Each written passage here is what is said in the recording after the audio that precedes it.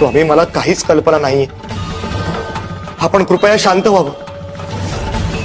तू ज्या पद्धतीने पैसे कमावलेस त्यामुळे तू लक्ष्मी कृपेला नाही तर काली मातेच्या कोपाला पात्र आहेस. म्हणजे शिवशंकर शंभो. अगं दुसऱ्यांसाठी काही केल्यावर जे समाधान मिळतं ना त्याला काही तोड नसते. तू जितकं करशील तितकं आयुष्यातलं समाधान वाढेल.